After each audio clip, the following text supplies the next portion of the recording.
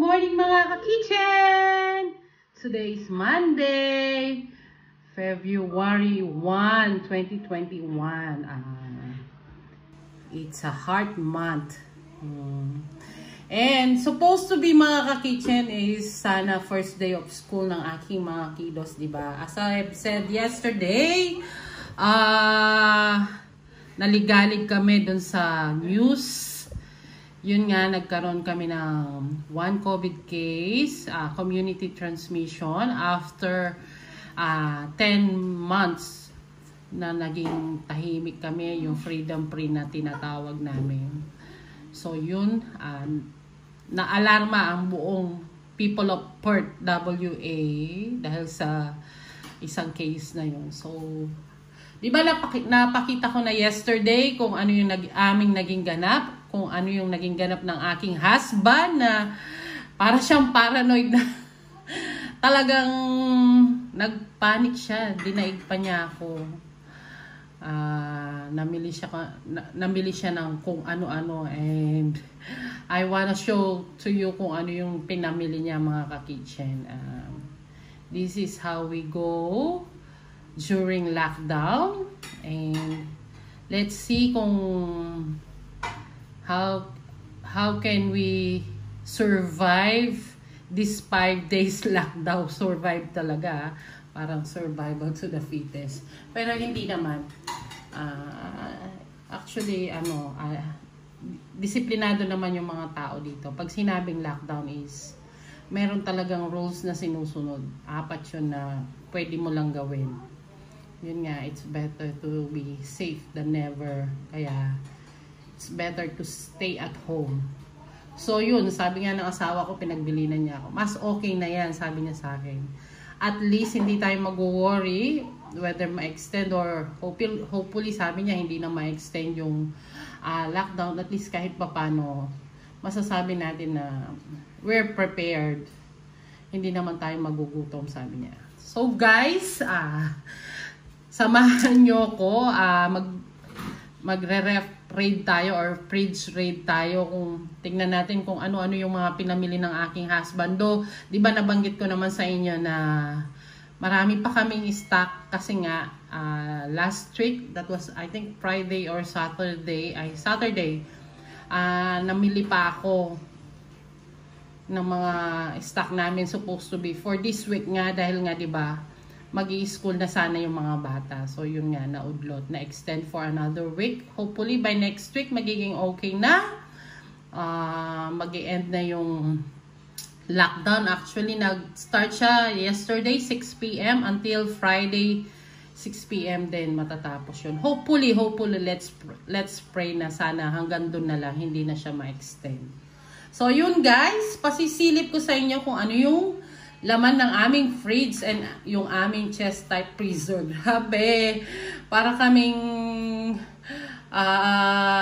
anong tawag nito? Takot na takot magutom. Silipin natin kung ano yung naging laman niya. So guys, come on, let's watch and see what's inside. Yan mga kitchen. Yan yung mga notes na mga ganap po. Supposed to be this month of Feb. But unfortunately, yan, hindi na matutuloy. Gawa nga ng meron kaming COVID case and we are on lockdown. So, ayan guys. Duran! Ayan. Pakikita ko sa inyo kung ano yung laman ng aming fridge. Ganyan yung itsura niya.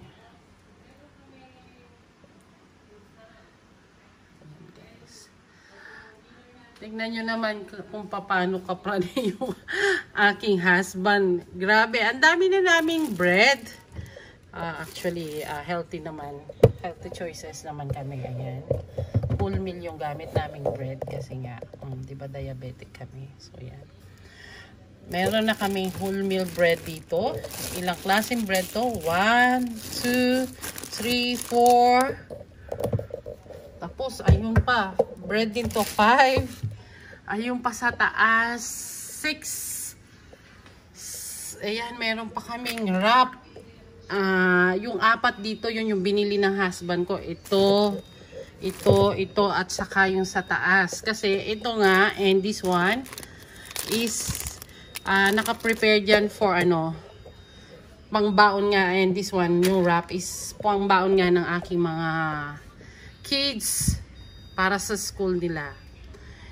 Tapos ayun, bumili pa siya ng 4 na pack.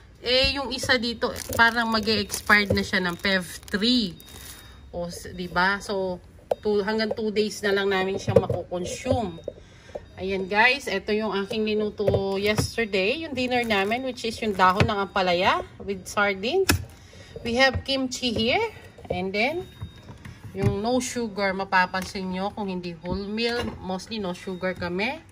Ayan, ito yung almond unsweetened din. Tapos, ayun yung full cream. And then, ito yung aking ginagamit na thick and cream. Ayan. And then, meron kaming spread happiness. And then, meron pa rin kaming isa nito. And then, meron kami leche plan. And yung crinkles, galing dun sa birthday yan. This is the apple juice, pineapple juice. And then, meron ding pineapple juice na binili pa. Tapos, ayun, meron na kaming yogurt. Ganito yung flavor niya. Then, bumili na naman ng pang fruits, mixed fruits yung husband ko. Ayun siya, oh. Nakakatawa siya, doble-doble. So, tapos, ayun, meron kaming sparkling water doon. And then, yung egg, di ba, 4 yung binili niya. May stock pa kaming 2 rito and isa dito.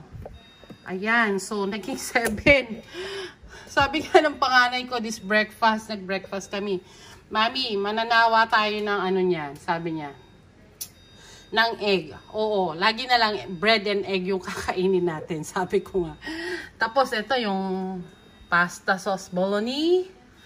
Meron kaming sinantolan, bagoong, and then peanut butter. Meron kaming breakfast marmalade, strawberry jam, and Barrio Fiesta bagoong. Then we have the sliced cheese wrap. Ayan, sliced cheese wrap, doble-doble. Meron pa kami, eto, sliced cheese din, Hillview. Meron kaming cheese bar. Yan, mayonnaise. Yan yung aking ginawang suka. Yung pandip namin dun sa aking chicharon. Meron kami kombucha dito. Turkey syrup. Ayan, yung grated cheese. And yung aming veggies, tingnan nyo naman guys. Merong lemon, capsicum, tomato, peeled garlic. Tignan nyo yung carrots namin mga ka-kitchen. Sobrang dami. Para naman kaming magpipiesta. Ayan yung aming potato. Yan, meron kaming cabbage. Yung aking cauliflower, nag-yellow na siya kasi ilang days na siya. Since Friday, hindi ko pa siya naluluto until now. Baka mamaya siguro. And we have the celery here and the onion leeks. So, yun guys. Ito yung laman ng aming fridge. Diba? Ganyan kami praning kahapon. Bigla talagang napasugod yung husband ko kahit sa sobrang haba daw ng pila sa mga shops, talagang nagtiyaga siya. Kasi nga ayaw na niya akong palabasin. And then, we will go to our chest type freezer. Dito naman tayo guys sa aking chest type freezer. Silipin natin kung ano yung laman sa loob, kung ano ba yung pinagbibili ng aking husband kahapon. Ayan guys. Ayan guys, actually yung mga beef na to, ayan hanggang sa ilalim, 1, 2, 3, 4, 5 packs.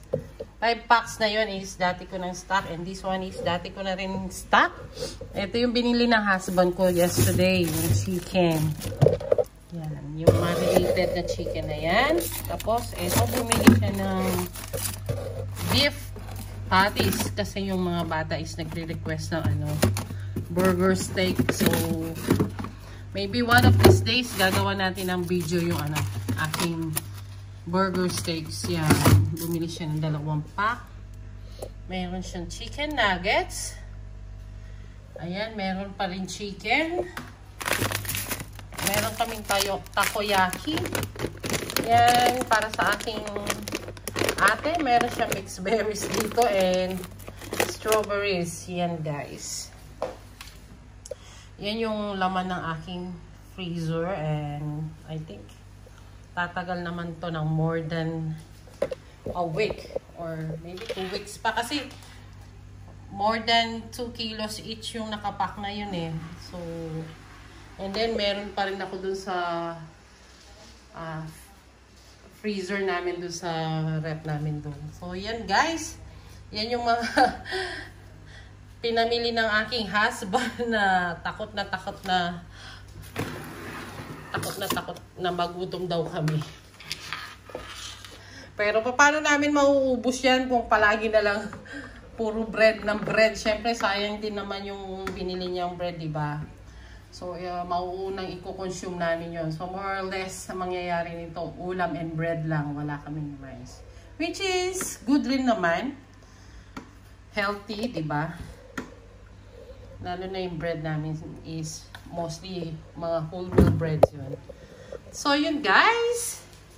Ito yung kaganapan natin sa ating fridge raid and freezer raid. So, sa susunod naman, pasisilip ko sa inyo yung aming pantry raid. Diba guys? Pero kahit pahapyaw lang, pasilip ko sa inyo kung ano yun. Ito pa nga pala yung pinamili niya kahapon. Imagine nyo guys, nakikita nyo ba yan? Ito yung sweet potato. Bumili siya ng sweet potato. Actually, 5 piraso lang, $20.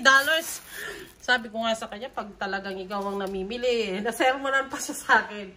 Hindi mo tinitingnan, sabi ko, kamahal niyan, 5 piraso, $20. Ayan, yung binili niyang full cream milk, isang box, tapos ilang bottled water, yung sparkling water. So, yun guys, pasilip ko sa inyo yung, kaya surprise na lang yung para sa aming pantry.